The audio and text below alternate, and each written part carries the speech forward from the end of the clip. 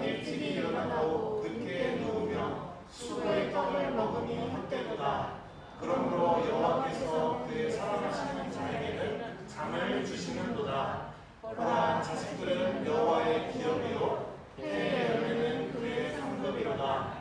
젊은 자의 자식은 장사의 수중의 화살 같으니 이것이 그의 화살통에 가득한 자는 복되도다. 그들이 성문에서 그들의 원수와 담판할 때에 수시를 당하지 아니하리로다. 아멘.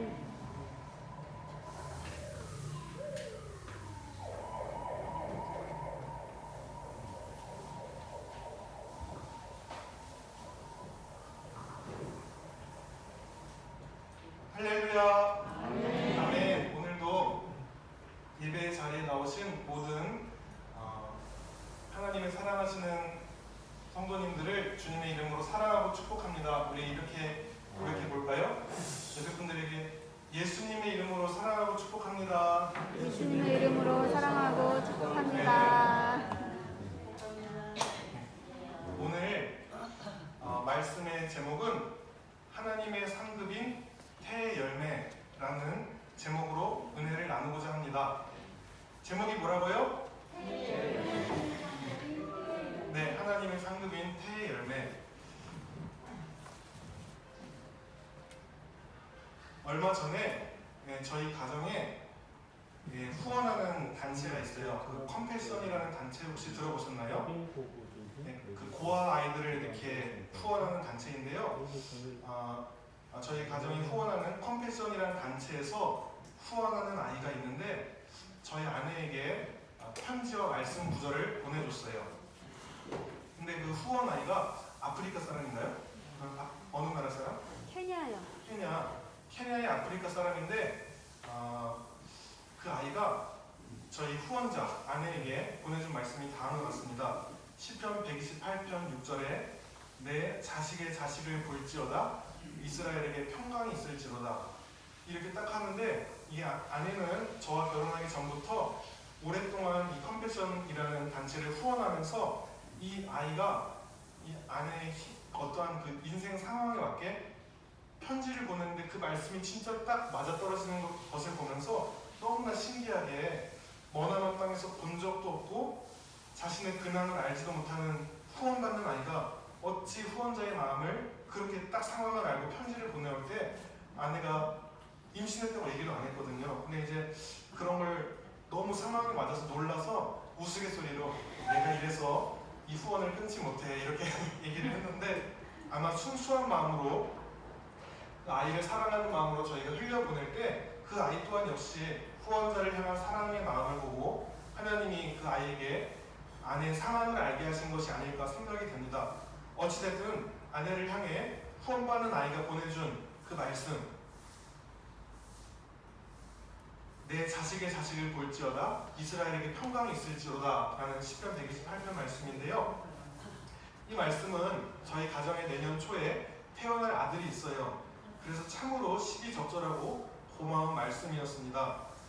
1절 오늘 본문 말씀처럼 여호와께서 집을 세우지 아니하시면 세우는 자의 수고가 헛되다. 1절 말씀처럼 저희 집도 하나님이 저 아내를 만나게 하시고 가정을 이루게 하셨습니다. 하나님이 세상을 창조하실 때 가장 중요하게 여긴 게 바로 가정입니다. 해와 달과 별과 동물과 모든 육축을 다 만드시고 가장 마지막에 사람을 만드셨어요. 그래서 하나님이 창조하실 때 사람이 가장 마지막에 지어졌고 다른 말로 말하면 이 세상은 하나님이 가장 사랑하시는 인간의 놀이터다. 이 세상은 사람을 위해 있는 것이다. 그래서 우리가 아담과 하와를 통해서 보면서 이 세상을 살면서 가장 우리가 중요시 여겨야 되는 것은 가정인 줄로 믿습니다. 왜냐하면 가정은 성전의 모형이요, 성전이요 천국의 모형이요 하나님의 임재가 거하는 처소이기 때문에 그렇습니다. 그래서 저도 이제 몇 개월 후면 태어날 자녀를 어떻게 양육할까 고민을 하고 있는데 그런데 이거 한 가지는 말씀을 통해서 알 수가 있는 것 같아요. 그 자녀가 공부를 잘하나 못하나 출세하나 못하나 이런 건 두 번째고 먼저 하나님의 은혜 가운데 은혜를 알고 가정을 잘 생활할 수 있는 자녀는 바랄 것이 없겠구나라고 생각을 하게 됐습니다. 그래서 오늘 말씀에 여호와께서 집을 세우지 아니하시면 세우는 자의 수고가 헛되다. 아무리 수고하고 노력해도 하나님이 지켜주시지 않으면 헛거예요. 하나님이 천지를 창조하시고 이 땅 가운데 가정을 만드셨는데 우리가 아무리 노력한들 하나님께서 지켜주시지 않으면은 우리가 행복한 그 하나님의 그 결혼생활, 가정생활을 영위할 수가 없다. 또 오늘 본문 말씀처럼 이 가정은 하나님이 사랑하는 자에게 잠을 주시는 곳, 즉 편안히 잠을 자는 곳이에요. 우리가 세상 일로 너무 근심되고 바빠서 집안에서까지 잠 못 자고 마음 편히 못 한다면 그것은 가정이 아니라 그냥 그저 불행한 장소일 뿐입니다. 여호와께서 사랑하는 자에게 잠을 주신다 그랬어요. 물론 잠을 잘 자려면 여러 가지 요소가 있습니다. 첫째, 건강해야지 잠이 잘 와요. 또 마음에 근심이 없어야 잠이 잘 옵니다. 또 죄를 지으면 영혼의 안식을 누리지 못해요. 또 낮에 게으른 사람은 밤에 잠을 못 자요. 낮잠 많이 자면 밤에 잠 못 자요. 어떤 이유로든 가정에서는 안식을 누리며 편히 잠을 자야 됩니다. 그래서 이 사회의 가장 기본 단위인 가정이 흔들리면은 이 사회가 흔들리고 또 온전하지 못한 가정에서 자란 또 청소년들이나 자녀들이 사회에 많은 문제들이 있는 것을 보면서 우리가 정말 귀중히 여겨야 될 것은 어떻게 하나님의 뜻 가운데서 가정을 이렇게 생활해야 될까, 이게 중요합니다. 근데 오늘 본문 말씀처럼 가정에 하나님이 주신 상급이 있어요. 근데 그 상급이 뭐라고요? 해 열매다.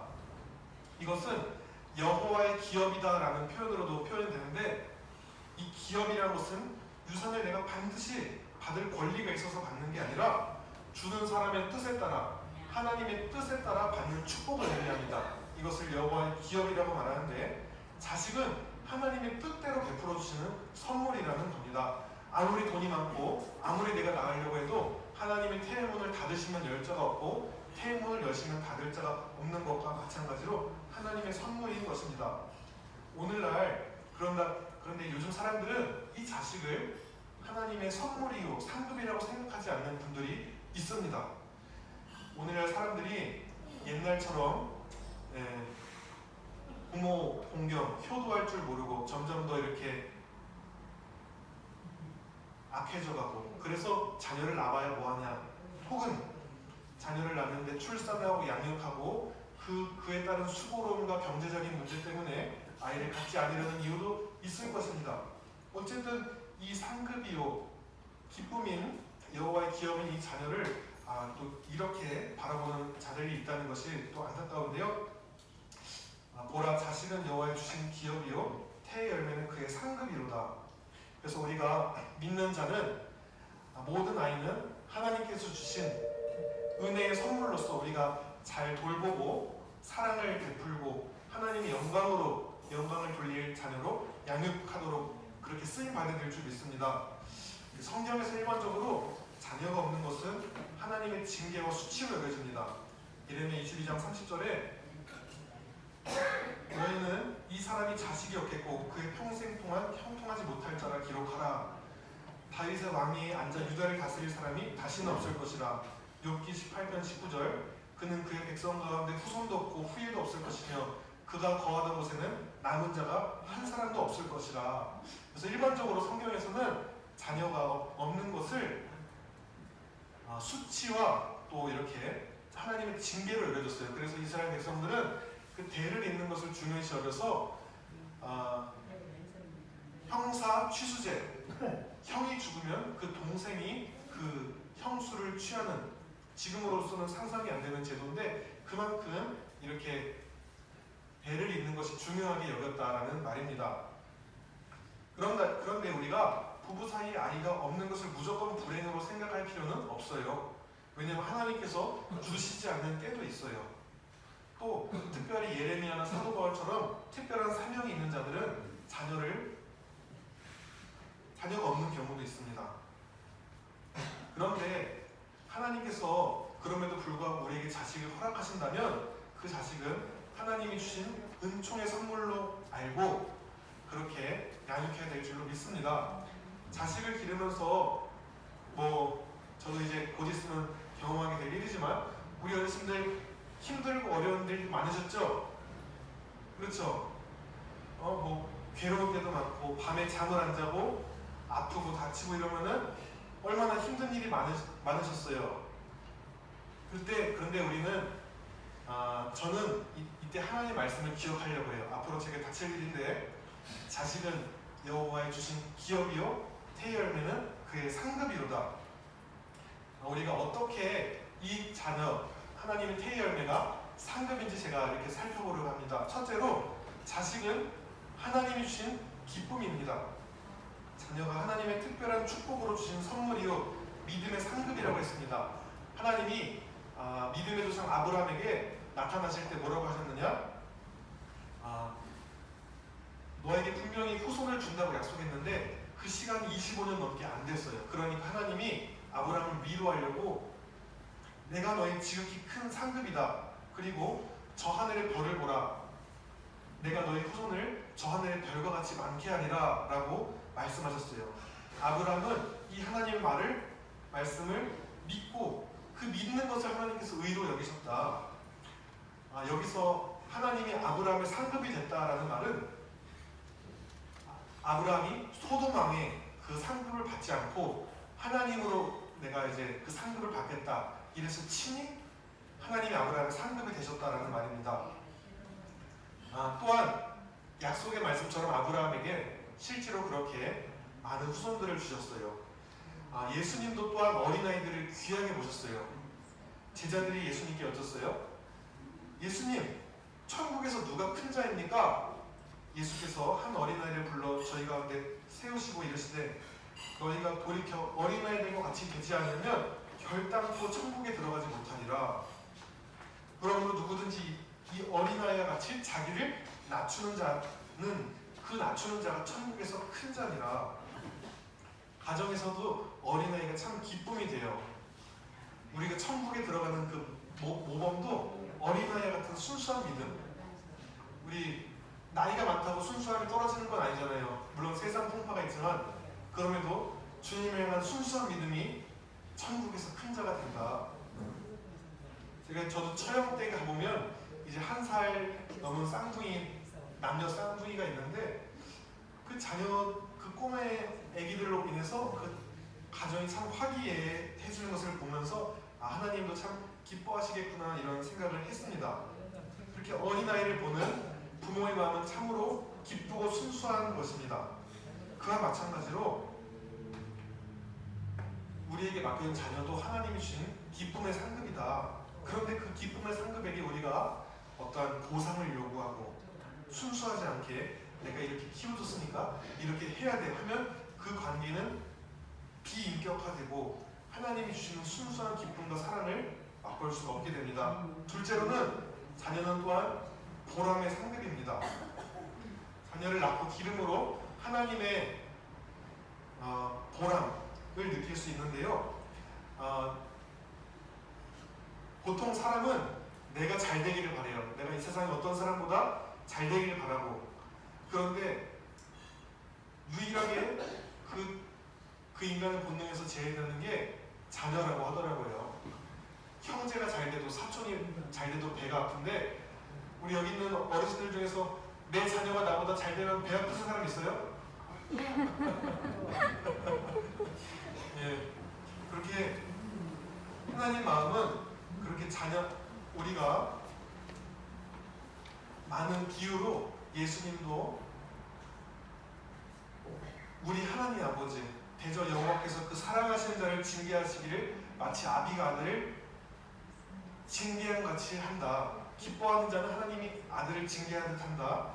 하늘아버지께서 너희가 악한 자라도 좋은 것을 줄 줄 알거든 좋은 것을 주시지 않겠느냐. 이렇게 아비와 아들로 그 하늘아버지의 마음을 표현하는 성경 구절이 많이 있습니다. 보통 부모는 자녀들이 건강하게 자라고 열심히 또 학생 때는 공부도 하고 여러 가지 하는 것을 통해서 보람을 얻으시겠죠. 또 성인이 되면 한 사회의 구성원으로서 당당하게 살아갈 때 또한 보람을 느끼실 줄 믿습니다. 근데 이제 부모가 늙어서는 보람이 있대요. 그것은 자녀들이 부모를 공경하고 효도할 때 보람을 느낀다 합니다. 에베소서 6장 1절 3절 말씀, 자녀들아 너희 부모를 주 안에서 순종하라. 이것이 옳으니라. 내 아버지와 어머니를 공경하라. 이것이 약속이 있는 첫 계명이니 네가 잘 되고 땅에서 장수하리라. 세계 민족 중에 자녀 교육을 잘하는 민족 중에 하나가 이스라엘 민족인데요. 그 자녀들에게 부모들이 하나님 사랑하는 마음, 부모를 공경하는 마음을 이렇게 철저하게 가르칩니다.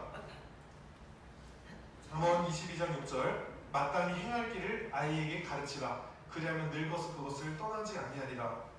자식이 하나님이 주신 보람의 상급이 되는 데는 그 자녀가 은혜를 아는 데 있습니다. 이것은 공부를 많이 했다고, 지식이 많다고 해서 되는 게 아니라 은혜를 아는 데 그 부모를 공경할 수 있는 자녀가 된다라는 말입니다. 근데 우리가 이렇게 하나님의 뜻대로 올바르게 양육하지 않는 자녀는 어떻게 됩니까? 오히려 재앙이 되지요. 잠언 19장 13절, 미련한 아들은 그의 아버지의 재앙이요. 우리가 하나님의 뜻대로 양육하지 않은 자녀들은 오히려 속썩이는 자녀 될 수 있어요. 그래서 주의 교훈과 뜻대로 하나님이 보시기에 정말 지혜롭고 선한 또 그런 자녀로 우리가 양육해야 될 줄 믿습니다. 마지막으로 하나님 우리의 자녀를 천국의 소망의 상급으로 주셨어요.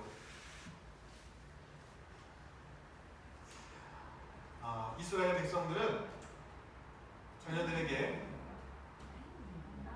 세마라고 해서 늘 너는 마음을 다하고 뜻을 다하고 성품을 다하여서 주 너의 하나님을 사랑해라. 네가 앉아있을 때든지 길에 있을 때든지 어느 때든지 잊지 않고 하나님을 사랑해야 된다. 이 부모님이 자녀들을 향한 양육에 있어서 최고의 상급이 신앙 안에서 이루어져야 될 줄 믿습니다. 어떤 부모는 자녀에게 좋은 음식과 환경을 마련해 주려고 또 공부에 최상의 투자를 하려고 노력을 합니다. 자녀들의 세속 교육을 위해서는 온갖 노력을 다하면서도 자녀를 하나님의 사람으로 만드는 일을 등한시하는 것은 아주 잘못된 일이죠. 성경을 가르치고 배우는 일에 최선을 다해서 가르쳐야 됩니다. 디모데후서 3장 15, 17절 말씀, 또 내가 어려서부터 성경을 알았나니 성경은 능히 너로 하여금 그리스도 예수 안에 있는 믿음으로 말미암아 구원에 이르는 지혜가 있게 하느니라. 모든 성경은 하나님의 감동으로 된 것으로 교훈과 책망과 바르게 한다. 의로 교육하기 유익하다. 또한 하나님의 사람으로 온전하게 하며 모든 선한 일을 행하기에 온전케 하려 함이니라. 부모님들이 모든 학교 교육 다 가르칠 필요는 없어요. 그러나 놓치지 말아야 될 것, 하나님 말씀을 부지런히 가르치라고 했습니다. 이 하나님 말씀을 가르치면 저들이 하나님의 상급이 될 수 있을 줄 믿습니다. 아브라함은 이스라엘 민족에서 이 자녀 교육을 아주 본이 되게 한 믿음의 조상인데요. 모리아산에서 하나님이 내 아들, 내 사랑하는 독자 이사야를 바치거라 이렇게 테스트를 해요. 그 테스트를 할 때에 100세에 낳은 소중한 아이, 눈에 넣어도 아프지 않을 이 자녀를 하나님의 뜻을 더 소중히 여겨서 죽입니다 할 때 안돼 하지마 이렇게 하나님 말리셨죠. 그 중심을 테스트하려고. 이제야 네가 나를 경외함을 알았다. 그래서 아브라함은 열국의 아비로서 그 후손을 통해서 천하 만민이 복을 얻게 되고 이삭도 하나님의 상급이 되었습니다. 우리가 이 천국의 상급이 되는 또 자녀를 이렇게 양육하려면은 자녀에게 물질만을 줘서는 안 됩니다. 오히려 독이 될 수 있어요. 우리 하나님을 향한 온전한 신앙을 전수하고 나눠주는 것이 가장 귀한 유산이자 진짜 복임을 믿습니다.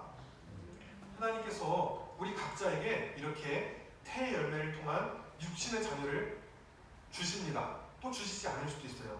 또 어떤 분들은 내가 영적으로 낳은 자녀, 또 입양을 하여서 낳은 자녀도 있을 수 있습니다. 창세기 48장 16절 말씀입니다. 이 말씀은 야곱이 이제 요셉과 자기 손자들에게 하는 말씀입니다. 죽기 전에 하는 유언이니까 얼마나 그 자식들에게 사랑하는 마음, 꼭 해주고 싶은 말을 했겠어요? 들어보세요. 나를 모든 환난에서 건지신 여호와의 사자께서 이 아이들에게 복을 주시오며 이들로 내 이름과 내 조상 아브라함과 이삭의 이름으로 칭하게 하시오며 이들이 세상에서 번식되게 하시기를 원하나이다. 여기 한글 성경은 번식으로 되어 있어요. 그런데 이것은 히브리어로 바이드구, 이 뜻은 물고기 낚시하다라는 뜻의 어원인 다그, 물고기 낚시하다라는 다그를 어원으로 삼습니다. 즉 야곱은 그의 자손들이 그냥 수만 많아지는 것이 아니라 세상에서 낚시하는 사람이 되기를 바랬다는 의미를 말한 거예요. 자녀들이 물고기처럼 수만 많아지는 것을 바란 것이 아니라 이 온전한 원문의 뜻은 세상에서 죽어가는 영혼들을 살리는 그런 뜻을 더 많이 함축하고 있습니다. 이 말씀을 토대로 예수님도 사도들에게 이렇게 말씀하셨지요. 사람을 낳는 어부가 되게 하리라. 누구처럼요? 아브라함처럼. 우리는 우리에게 주신 상급으로 주신 태의 열매를 통하여서 그들이 사람을 낳는 어부가 되게 해야 합니다. 하나님이 내게 자녀를 맡겨주셨다면 그 자녀들이 사람을 낳는 어부, 죄와 사망에서 죽을 수밖에 없는 영혼들을 건져내는, 살려내는 사람을 낳는 어부, 이런 자녀들이 통하여서 하나님 나라의 확장이 이루어질 줄 믿습니다. 또한 오늘 본문에 자녀들이 많이 있는 자는 장수의 화살통의 화살처럼, 자녀가 많은 자는 장수의 화살통에 화살이 많이 있는 것과 같다라고 복되다 하셨습니다. 그러나 중요한 것은 자녀가 단순히 수만 많은 게 중요한 것은 아닙니다. 자녀들이 많다 해도 그 장수의 화살같이 그 화살이 적을 죽이는 역할을 제대로 해야 되는데 그 화살이 부러지고 녹이 슬고 고장난 화살로는 전쟁에 승리할 수 없어요. 하나님 말씀을 모르고 영적으로 무뎌지고 아무런 능력이 없는 화살은 쓰임받지 못해요. 신실한 믿음의 유산을 받은 화살, 자녀들로 인하여서 원수마귀를 이길 힘이 있다는 것을 믿으시기 바랍니다. 어떤 분은 우리 김경자 어르신처럼 육신의 자녀가 없을 수가 있어요. 그러나 사도 바울도 그랬고 예레미야처럼 복음으로 생명을 낳을 수 있다. 고린도전서 4장 15절, 그리스도 안에서 1만 스승이 있으되 아비는 많지 아니하니 그리스도 예수 안에서 복음으로써 내가 너희를 낳았습니다. 육신의